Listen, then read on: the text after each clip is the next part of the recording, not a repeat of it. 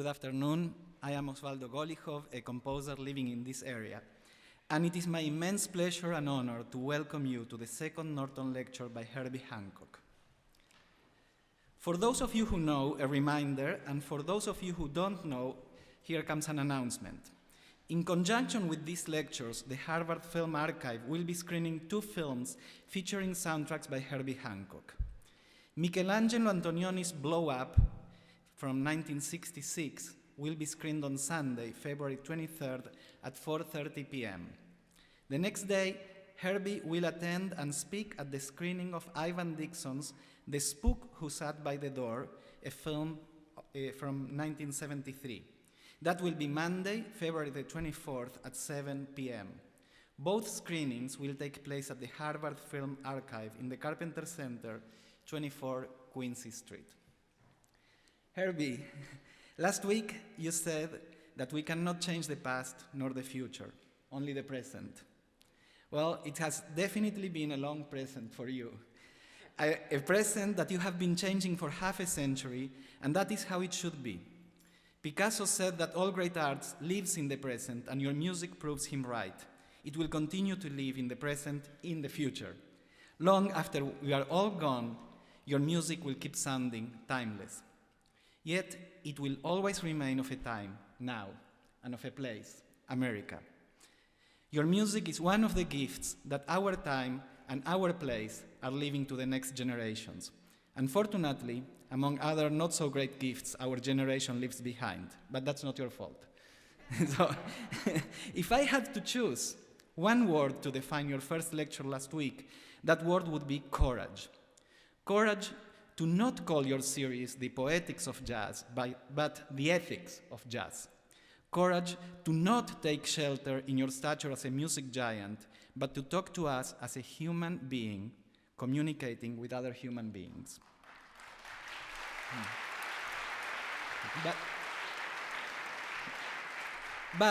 But why should we be surprised at your courage to redefine the scope of these lectures, when courage is one of the essential pillars of the ethics of jazz?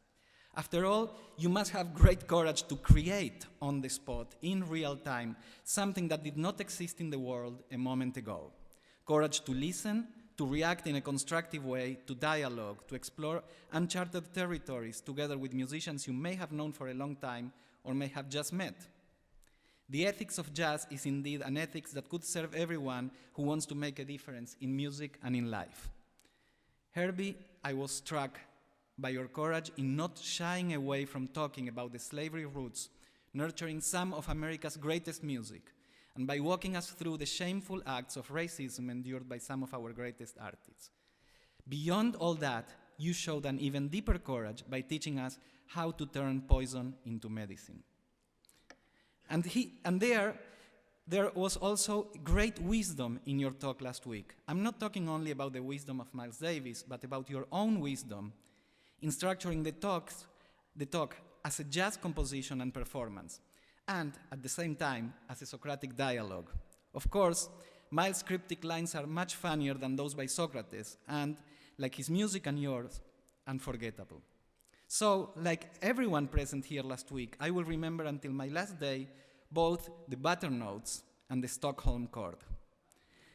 The butternotes are the most perfect and concise explanation for every single revolution you and Miles caused in music, the reason for every time you questioned the status quo, for every time you broke the rules. What a great lesson for music and for life. Finally, there was the Stockholm chord. It haunts me, even if I have never heard it. I have burst into laughter so many times during this past week, imagining that scene, the quintet smoking like never before, you dropping that chord, your instant puzzlement and horror at what you had done, and that horror turning into wonder and gratitude an instant later, when Miles makes of that quote-unquote wrong chord an integral part of the music fabric. You taught us in such a powerful way how there are no wrong chords, only unexpected ones, and how everything becomes part of the music. I thought of your Stockholm chord dropping unexpectedly on the music, and at the same time of the moment millions of years ago when a huge meteorite fell in our planet. It exterminated the dinosaurs, but it did not exterminate life. Life just took a different path. It is clear that neither you nor Miles are dinosaurs. You are life. Your ethics, the ethics of jazz, are the ethics of life. And now, it is time for us to learn how and when to break the rules. Ladies and gentlemen, Herbie Hancock.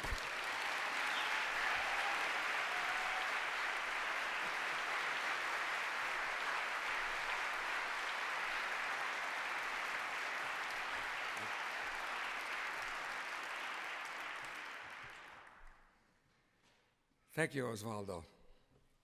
And my thanks and appreciation to everyone joining me this afternoon for my second lecture in the Ethics of Jazz series. Last week, we discussed the wisdom of one of my musical mentors, Miles Davis, a jazz composer, trumpeter, visual artist, and band leader, who had the courage to break the rules with his instrument and on the bandstand.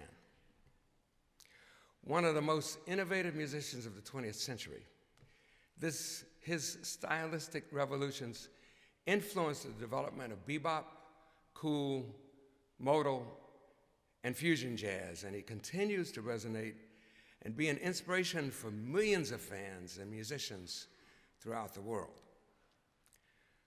Miles had an innate sense for change, a prescience for identifying and collaborating with musicians who would become force fields in their own right, like John Coltrane, Bill Evans, my friend Wayne Shorter. And he personified the ethics of jazz. This week, I want to explore the idea of rule breakers. The rule breakers who choose wisely. The firebrands, rebels, revolutionaries, trailblazers, misfits, pioneers, mavericks, dreamers. Those men and women who during their lifetime dare to defy the establishment, question authority, and often ridiculed, vilified, ignored, or sometimes just tossed aside in the process. And their ideas were cultivated and advanced by the creative spirit, and their collective sparks ignited bonfires no one could ignore. For example, religious leaders such as Jesus, Moses, or Tsunesaburo Makiguchi. Makiguchi is the founder of the Soka Gakkai, the Buddhist religious organization that I belong to. Imprisoned in Japan during World War II as a thought criminal, he refused to bend his religious beliefs to an oppressive government and a corrupt religious culture that had given up on matters such as human rights. Jose Toda, his second in command, who was also in prison with him and who was mentored by Makiguchi, resurrected Soka Gakkai after the war. Because of his work and his mentorship of Daisaku Ikeda, who became the third president of Soka Gakkai, today, Soka Gakkai International is a world religion practiced in 192 countries with over 12 million members. I hope to see you on March 24th for my 5th lecture, Buddhism and Creativity, where I'll offer a little more in-depth discussion about my religious path. From Marilyn Monroe, who said, "If I had observed all the rules, I'd never have gotten anywhere," to the Dalai Lama, who remarked, "Know the rules well so you can break them effectively." Rules have played an integral part of our human evolution, either by their enforcement or their failure. But first, a caveat, because, well, what I'm going to say may be obvious, but it's imperative for me to state this before we get into the meat of the lecture. Since the subject of my lectures is ethics, I emphatically state that breaking the rules has to be done with a sense of responsibility. Otherwise, chaos ensues. And I think we already have enough chaos in the world today. Those who fracture or replace rules and work toward a common good to elevate and honor the human spirit are exemplary actors of the highest regard and set a high bar for humanity. Granted, there are imperative, indispensable rules that maintain order and promote security and civility. I know firsthand that too many traffic violations will result in you having to go to traffic school. I did. And of great importance, if you break a rule, there are consequences. So it requires ultimate courage to fight for what is ethical. The visionary Steve Jobs created a brilliant advertising campaign in the late 1990s called Think Different. You remember that? Yeah. In fact, Miles Davis was among those featured on billboards and promotional posters that hung on the walls in homes and dormitories around the world.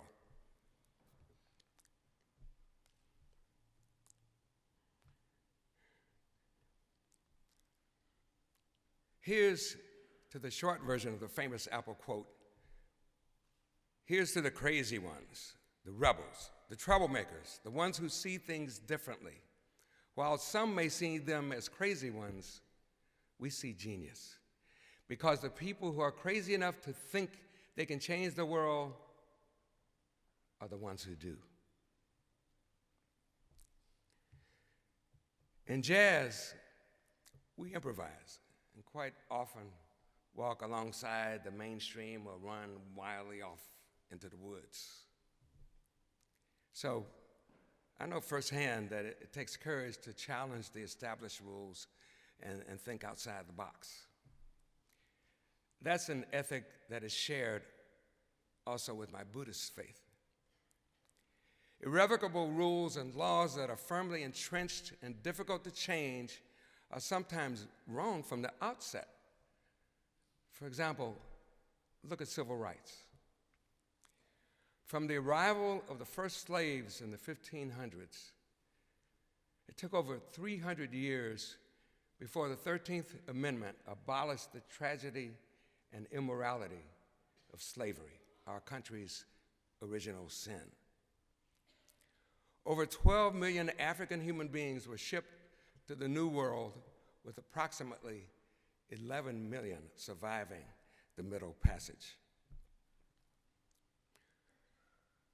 Once on our shores, depriving slaves of last names made self-identity impossible. Racial subordination was unethical but inconceivably legal.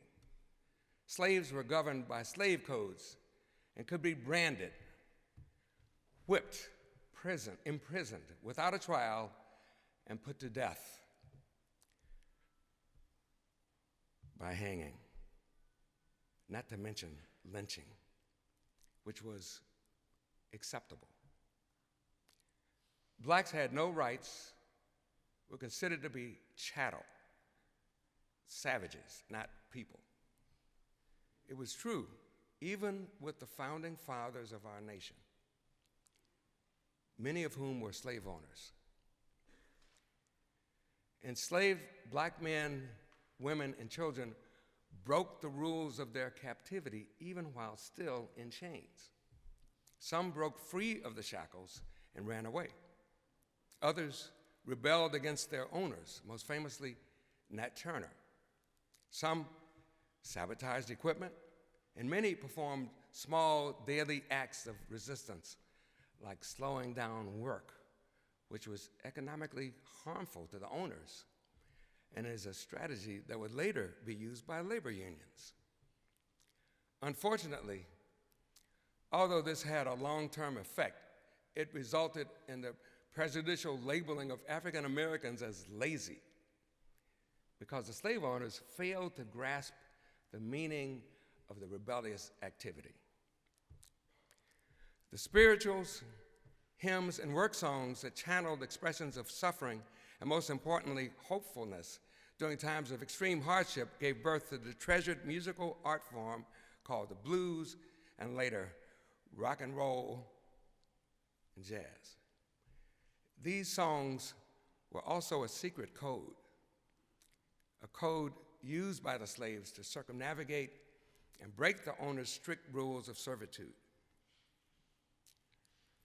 The collective faith of the enslaved that had a better future lay ahead. This hope, coupled with strength of character, again, turned poison into medicine, a Buddhist term that is a perfect descriptive. It took over 3 centuries of bloodshed and a civil war before slaves and their descendants were given citizenship and second-class citizenship at that. Abraham Lincoln finally broke the rules and established the Emancipation Proclamation, and eventually, the rich cultural heritage of African American people was firmly enveloped, imprinted, and permeated into the history of our country.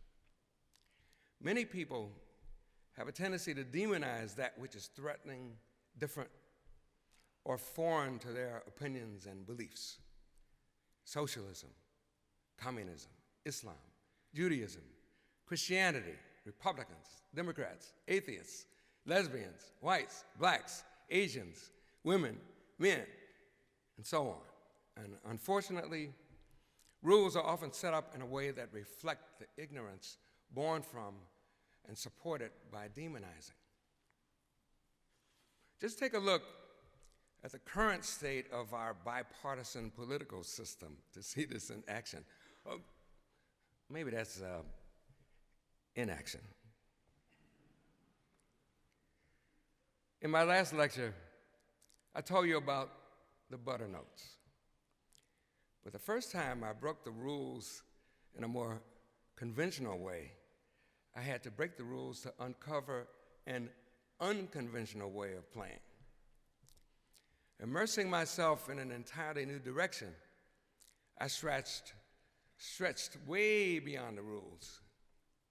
The difference between putting my toe in the water or climbing up a steep precipice and diving off a cliff into the cold, deep, dark sea.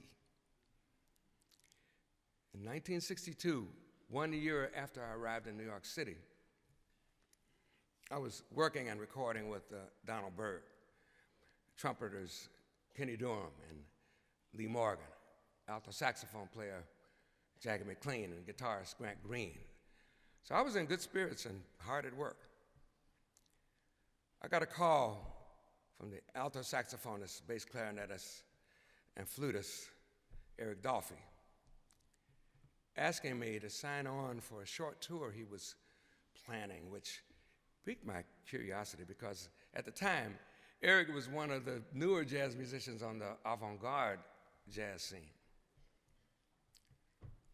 I asked Eric about his approach, wondered if they had a set list of tunes, and if they used regular chord changes. I didn't know. And even though Eric replied affirmatively, it was puzzling why it never sounded that way to me. But I agreed to work with him and thought about how I would approach playing in this freer style. I soon learned that his music was deeply emotional, free, yet ingrained in the tradition of compositional structure.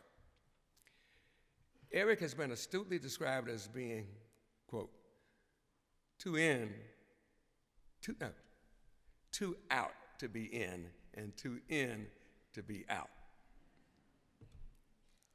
He was influenced by bebop, classical music, and 2 of my favorite composers, Bela Bartok and Igor Stravinsky.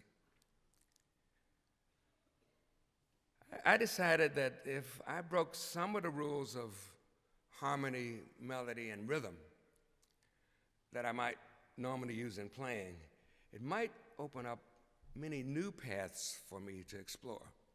And guess what? It actually worked.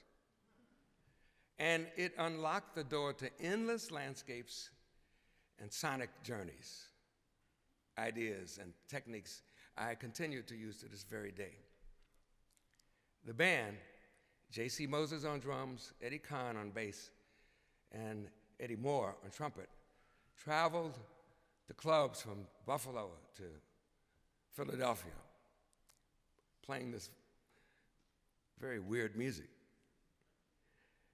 And I could feel the baffled audience wondering, what the heck were they trying to accomplish?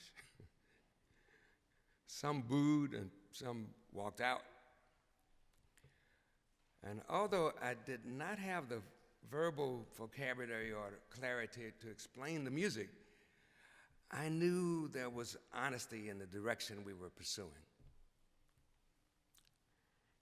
Even though their reaction made me feel unsure of what I was playing, deep down, something about this experimental cutting-edge sound stirred up a passion in me to defend our performance because I believed we were on to something important.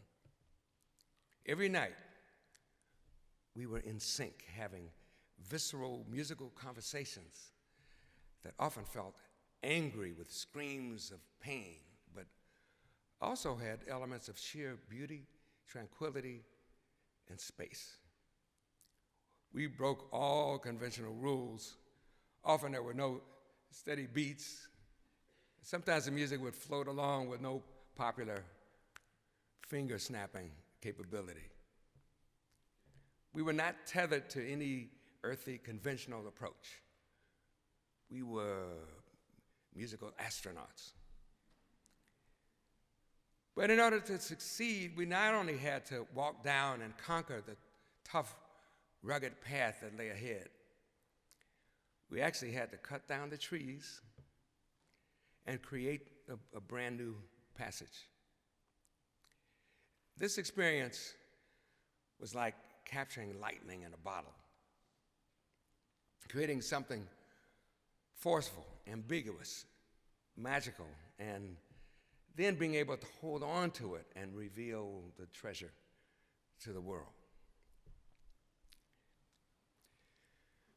Rather than succumb to opposing and more comfortable forces, this was the first time I opted to defend and support not just our right to explore, but the value of our exploration with Eric Dolphy. The avant-garde and the music we were making also reflected the political and social climate of the times. This was the beginning of the civil rights movement. A boiling cauldron of dissatisfaction was stewing. Much of what we as Black Americans felt and experienced, the anger and pain, was expressed through our instruments and musical conversations. This was very similar to the vibrant hip-hop movement, which I embraced with my song, Rocket, that was to develop a decade later in the South Bronx. Musically with rap and turntablism, physically with breakdancing, and visually with graffiti. Music in general, and jazz specifically, has always reflected the times, while upholding a sense and view towards a hope-filled future. And I'm proud to say that we jazz musicians, the creators of the music and their disciples, were first. Looking back at the Eric Dolphy years, I understand that not only was this the first time I had to build and slip into a suit of battle armor, but truthfully, in a deeper sense, I recognized that the battle was really against myself. I had to make a choice of either quitting under pressure and returning to convention or diving off that cliff and swimming deeper into the unknown of that cold, dark sea. Although I started out tentatively in this new environment, I had to break my own rules. I turned a page in my personal history book, and my innate sense of curiosity, coupled with this new approach to exploration, two harmonious partners working together, helped me develop both musically and spiritually. I'm now known as a musician who constantly changes directions. And you know what? I do not exactly agree with that impression. Rather than getting rid of the old and in with the new, what I'm doing is collaging one experience into the next, which in itself is a kind of evolution. My golden rule is to keep breaking the rules. Keep doing the unexpected.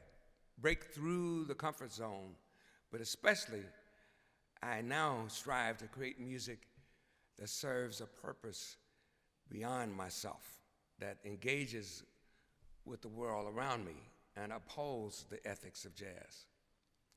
You'll learn more about my cultural diplomacy initiatives in my next lecture. So, breaking the rules was a very significant and essential step in my development as a musician, but also, more importantly, in a non-musical sense. Thomas Edison said, "There are no rules here. We're trying to accomplish something." The experience with Eric Dolphy landed me in an environment that was unpopular, hated by many, strange to most, discordant, highly experimental, and not fully formed. Yet, I made a decision to fight for what we felt was honest and pure. I also had to fight when it came time to write and select the title of my composition, Watermelon Man, that appeared in my 1962 recording, Taken Off. First, a little history about the tune. Many of the pieces I've composed that have resonated with the greater majority of people that have heard my music start off with a simple idea. For example, Watermelon Man starts with one fairly long-held note, then 5 quick notes.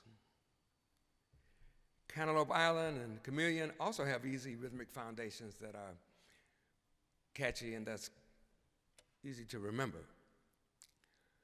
What made the difference compositionally for Watermelon Man was that I chose to capture a feeling and use a real person from my childhood as the star or source of the song. I finally remembered the sounds and rhythms of the wagon wheels on the horse-drawn carriage as it teeter-tottered down the uneven cobblestone back streets and alleyways in the south side of Chicago.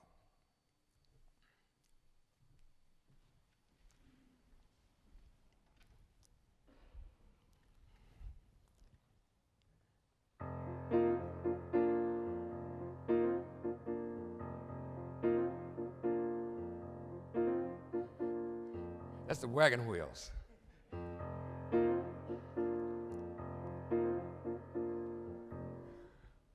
Okay.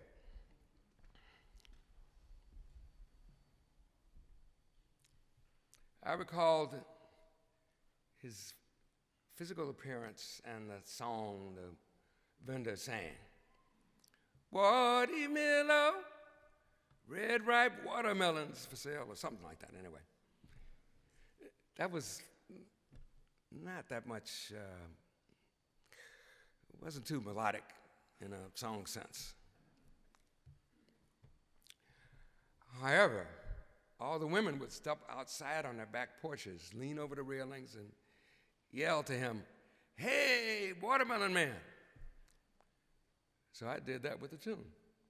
Hey became that one long note, and the Watermelon Man became the next five. Hey, Watermelon Man. So I wrote Watermelon Man, an original song to help with record sales.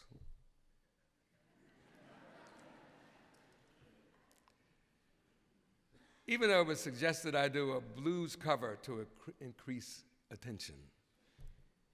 At that time, I felt audiences were responding positively to funky jazz. And since blues is part of my Chicago background, I began thinking about the great hard bop pianist and composer Horace Silver, who had this engaging, funky sound that I really admired. And he was also on Blue Note. Looking into my ancestral heritage and the black experience seemed like a good launching pad. And since jail or working in the fields picking cotton and singing work songs were not really a part of my big city Chicago background, I zeroed in on an ethnic character that I knew well, the Watermelon Man. In a way, this idea was a little bit ahead of its time. This was 1962, 6 years before James Brown wailed, "Say it loud, I'm black and I'm proud." And the idea of watermelons was not particularly stylish, and frankly, at that time, many black people were embarrassed to buy a watermelon in a white community because of this unrealistic stereotyping. But these were perceptions, and this was about to be a significant moment in my life. It took courage for me to use this title over a half century ago. But I mustered it up because I knew that there was nothing wrong with the Watermelon Man or with watermelons. I mean, it sounds ridiculous now, but back then, it was an issue. Why did Watermelon Man resonate with the general listening audience? Aside from the heartfelt animated character, the simplicity of the melody ignited observation, although I'm always looking for a simple reference, something that has held true throughout my entire career. There's always a complexity involved. But the simple germ, the nugget, the core of the piece makes it more powerful. It speaks to listeners' hearts and lives and holds their interests. There are a multitude of examples everywhere that you look and listen. Observe your neighbor's face. We're balanced and simple. 2 eyes, nose, mouth, 2 ears. But delve further, and we're utterly intricate. While the thread of my musical ideas may begin with a simple rhythm, the tempo and pulse of my life is a multiplex, and I like it. Exploring and creating manifold possibilities intrigues me, and combining, contrasting, antithetical ideas and choices can often result in a volcanic explosion of the fresh and unexpected. That's why I don't have a permanent band, and why I created the recording and its popular documentary possibilities. My innate curiosity, the same curiosity that had me taking apart clocks and watches when I was a little boy, made me a perfect candidate for my experience with the avant-garde jazz scene. And the spirit returned when I organized my band, Mwandishi, that recorded and performed between 1970 and 1973. And my album, Speak Like a Child, in a way, was a forerunner to Mwandishi. Speak Like a Child was an extension of Maiden Voyage. As I mentioned a few minutes ago, I'm not striking out to build something new while discarding what I've done before. I'm layering, shaping, and molding, and spinning the new, the cutting edge, sometimes out of older material.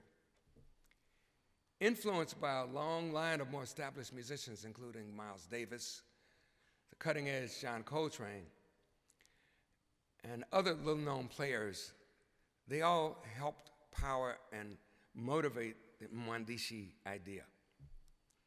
Even contemporary and electronic musicians from the classical music scene like Karl-Heinz Stockhausen, John Cage, Igor Stravinsky, Bela Bartok, fed our experimental hunger. The musicians were impacted by more explorative approaches, and as the band began to stretch out, I too wanted to open up that sound a little more, which eventually evolved into a freer form of playing and arrangement. As opposed to the focus of Speak Like a Child, which I described as a forward look into what could be a bright future, the spirit of the band was a product of living in the turbulent times they are a-changing era. It felt like everything was up for grabs, including civil rights, women's lib, experimentation with mind-altering drugs, and the sexual revolution, including the beginning of the gay rights battle brought to life by Harvey Milk.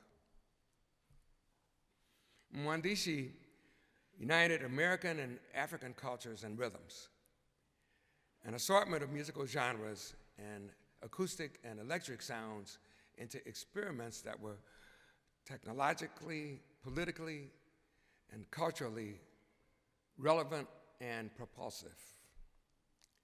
Jimmy Heath, a brilliant saxophonist and composer, has a son, Mtume, who joined us for a sound check when we were performing at Shelley's Manhole in Los Angeles and suggested we take on Swahili names that were characteristic of the band members.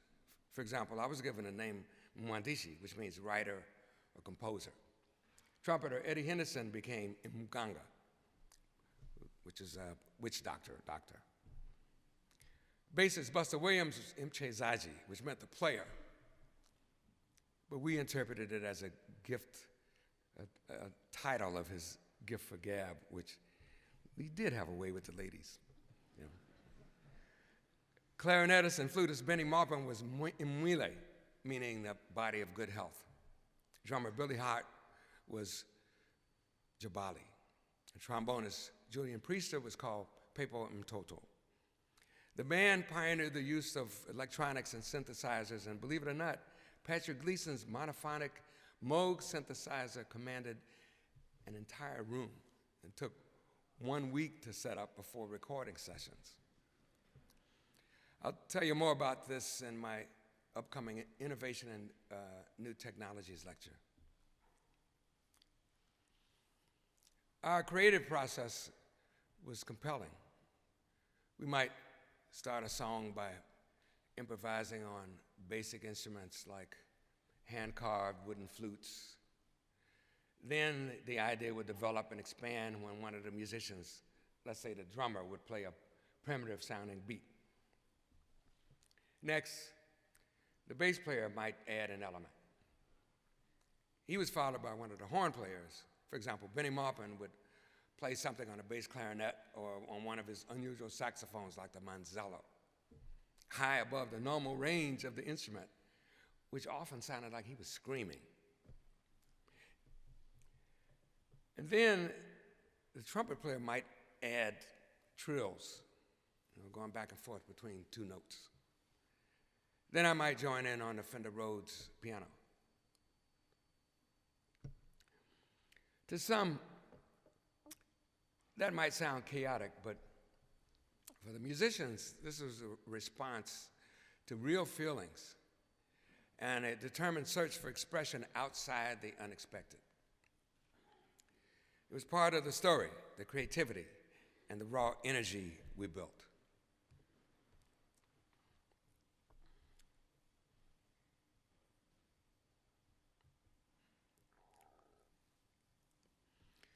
In 20th century terms, this relates to the beginning of the contemporary classical era and the seismic genius of Russian composer Igor Stravinsky, who was also selected for a Harvard University Norton professorship. A rule breaker, he had a heavy-duty effect on me and on Mwandishi. I love Stravinsky's music, Firebird, Petrushka, Ebony Concerto, and especially the Sacre du Printemps, the Rite of Spring, which is one of my all-time favorite musical creations. It's astounding how he composed this work, especially considering the other music that was written at that same time. The Rite of Spring was a complex orchestral work and ballet written for the 1933 Paris season of Sergei Diaghilev's Ballet Russe, and choreographed by Vaslav Nijinsky. When first performed, the experimental unorthodox combination caused an uproar, and the audience staged a near riot. The costumes were considered outrageous, and the eccentric story of pagan sacrifice created quite a scandal. It's now considered to be a masterpiece and is one of the most important and influential musical works of the 20th century, with countless artists citing it as a seminal listening moment in their creative lives and endeavors. I highly recommend a PBS Keeping Score program by the American conductor and pianist and composer Michael Tilson Thomas, who not only explains the process of creating this miraculous work of art, but brings it to life in the most infectious manner. The courage, enlightenment, and forward thinking of Stravinsky continues to be an excellent teacher for me and musicians in every artistic genre. However, many teachers have educated and continue to train their students by placing a rule book on an imaginary pedestal and adhering to strict convention. But I believe a master teacher has the wisdom to encourage critical thinking and development outside of the anointed rule book.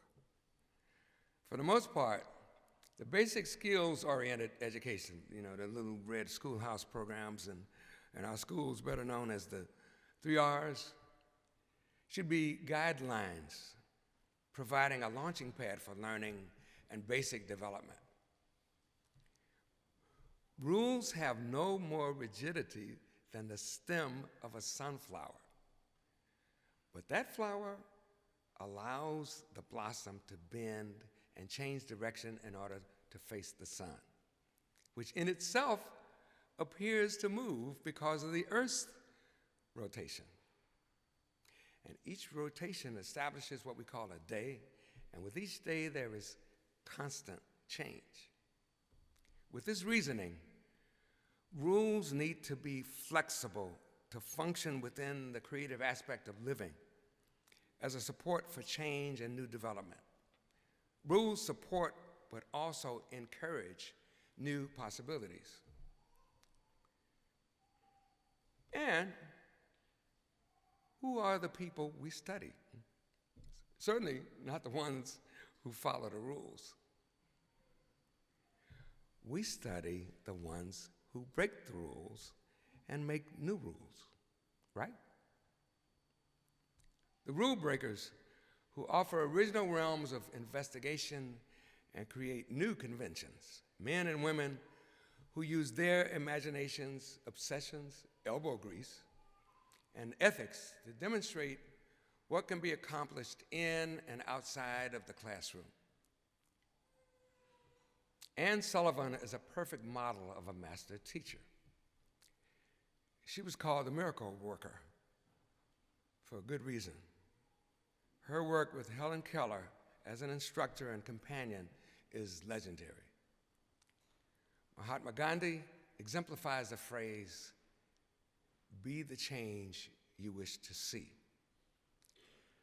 Albert Einstein, Rosa Parks, Sir Isaac Newton, Dr. Martin Luther King Jr., Socrates, Nelson Mandela, Nicholas Copernicus, Igor Stravinsky, Harvey Milk, Elvis Presley, Maria Montessori, Jackie Robinson, Sine Saburo Makiguchi, and the transcendentalists Ralph Waldo Emerson and Henry David Thoreau, all taught by example, were ridiculed for their ethics, but these same beliefs permanently changed the rules.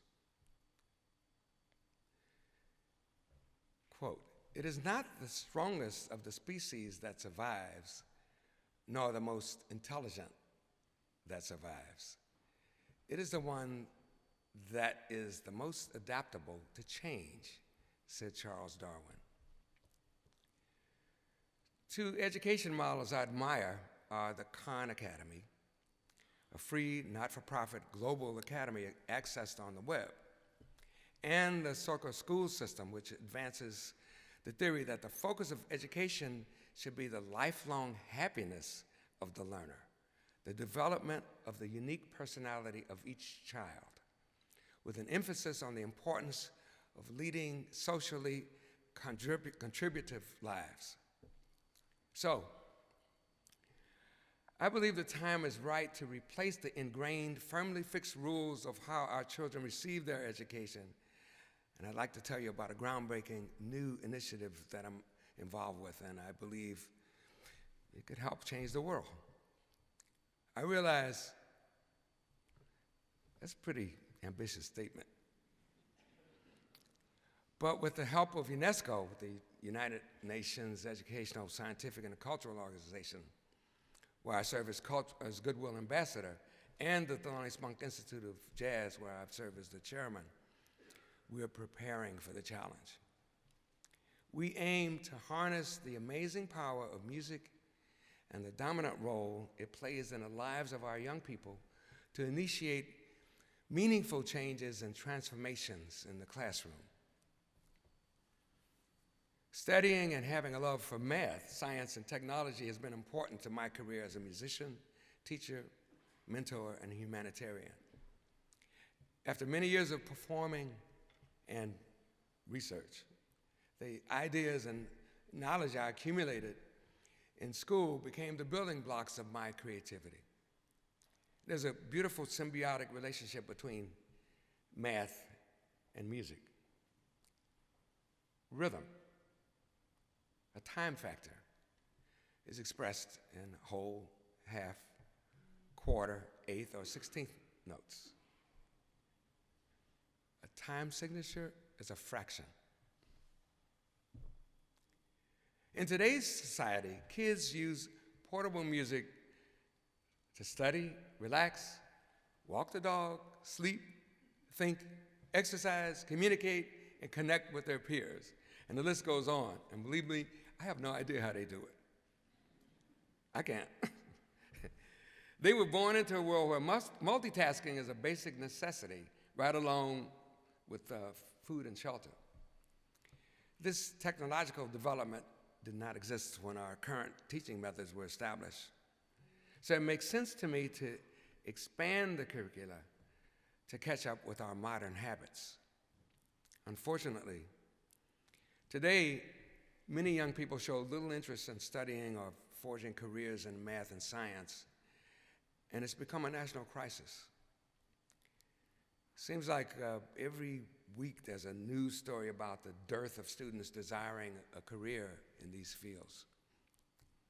However, I believe the development of a new methodology and teaching tools based on musical concepts has the potential to make a paradigm shift in education, and of great importance, how it's positively received by the youth.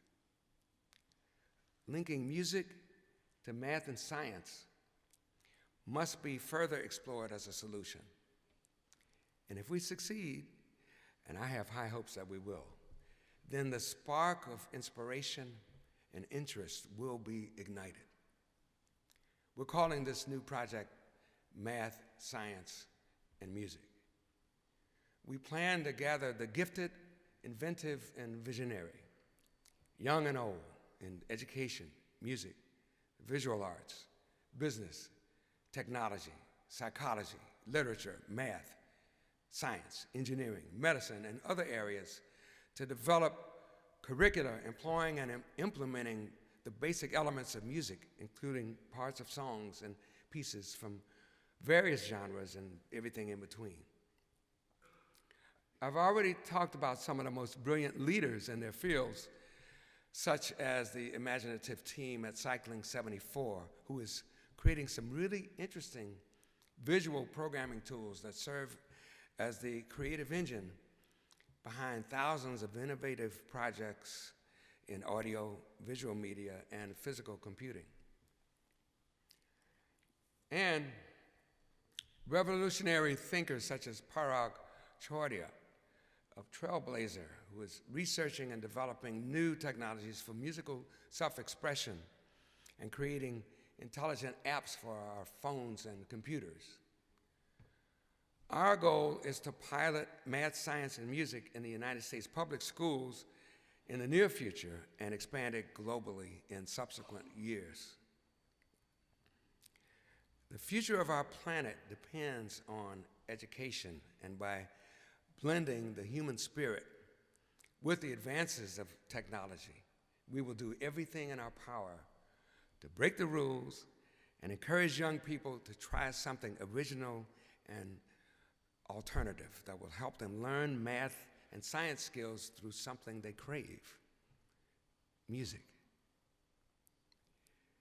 The music education world has been complaining about the lack of government support of music in the schools and the emphasis on math and science at the expense of culture. Unfortunately, bound by state and federally mandated standards, the conventional wisdom in many school districts now dictates that aside from pure enjoyment, music, art, and often physical education have little value for academic excellence. So, in schools across the country, these programs have been removed or relegated to after-school activities. There was once a time where every student had an opportunity to select and learn to play an instrument, but that is no longer the situation. But maybe this is a way to activate the phrase, if you can't beat them, join them, and find a new function for the value of music. It's a win-win situation, and I like that. Personally, I feel that without some connection of the arts, there is little creativity in problem solving or critical thinking. Furthermore, the heart will be missing. Our future scientists and mathematicians will become men and women without souls. Something profound, elegant, and beautiful will be lacking from their core. And with this absence, how will we develop our humanism and our ethics? It's an uphill battle to bring music back into the schools. The artistic community has been reaching out to benefactors to purchase instruments and subsidize after-school programs. The Thelonious Monk Institute of Jazz, the jazz educational organization near and dear to my heart, has been tireless for over a quarter of a century, working to bring jazz into the souls and minds of students around the world by providing a national jazz curriculum and a wide variety of programs including jazz in the classroom, blues and jazz, bebop to hip hop, and one of the world's most intensive jazz college programs, the Thelonious Monk Institute of Jazz Performance at UCLA, whose students often serve as jazz ambassadors and mentors to international students in small villages, and big bustling cities. And every one of our programs is presented free of charge. But unfortunately, this is the exception. All of these programs, and truly everything in life, is made possible through mentoring. In most instances, mentoring is perceived as the sharing of experience, knowledge, and wisdom between generations. But in some instances, it can be a relationship with one of your peers in a way.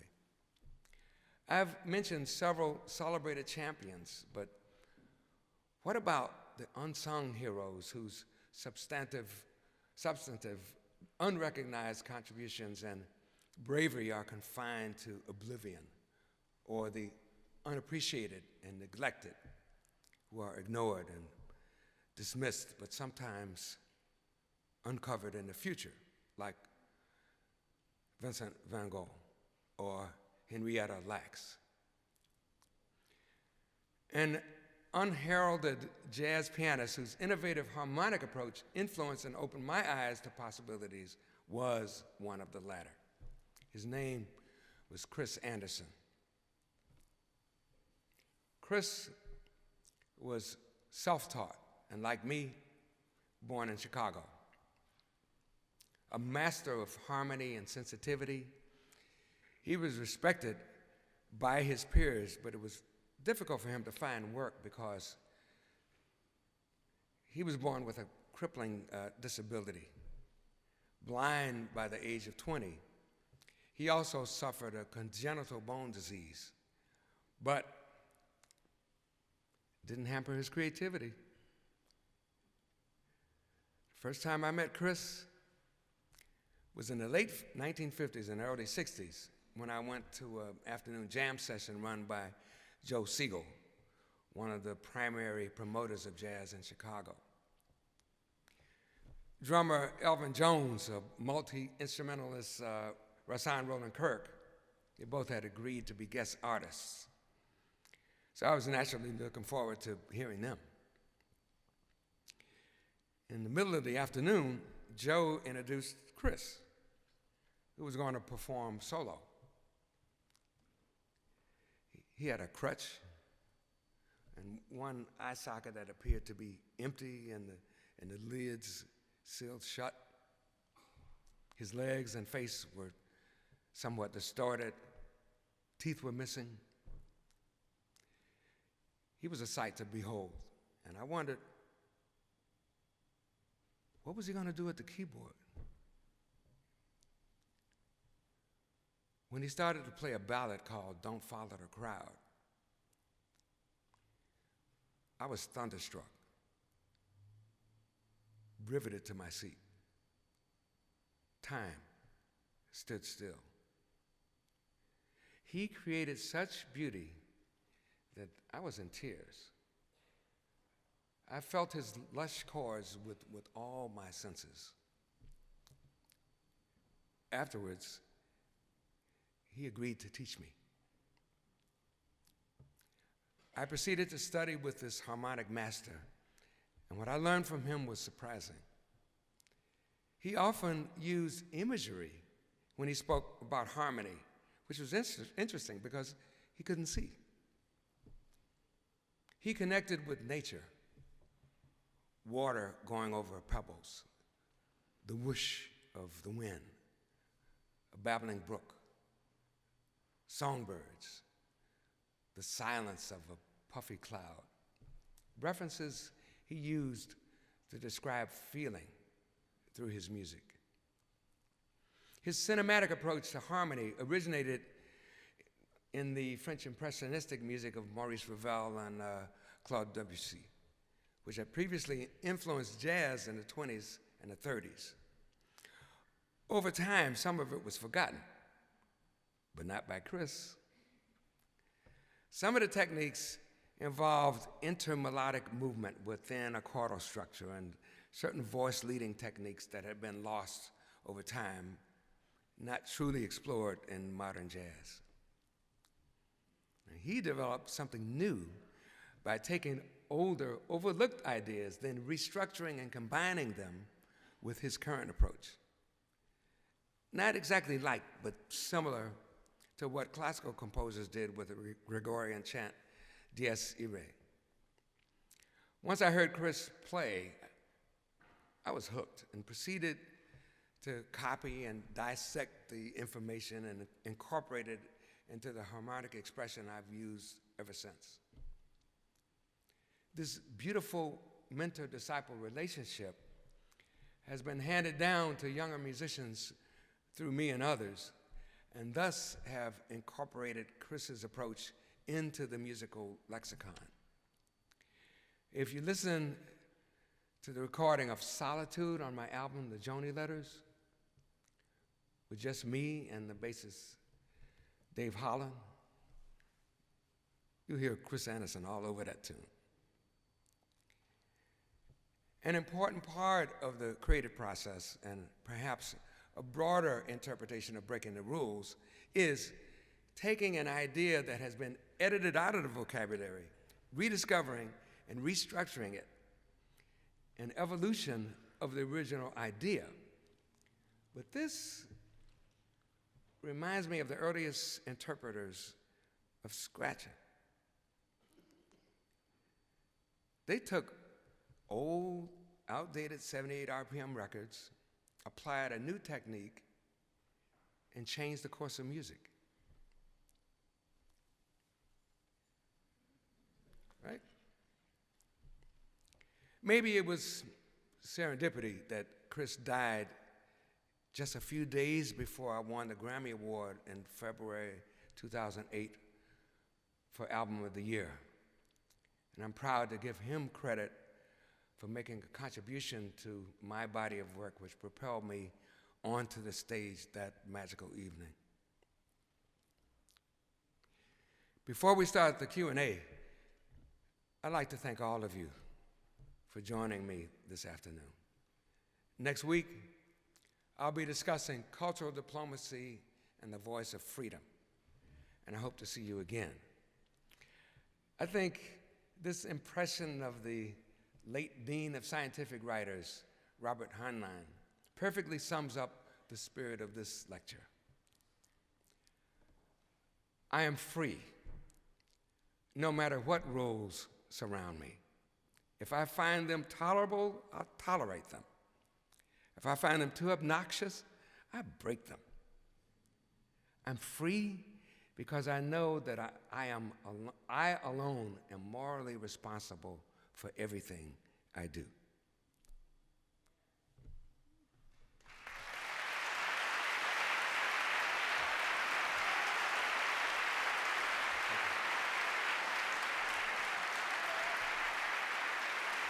Thank you.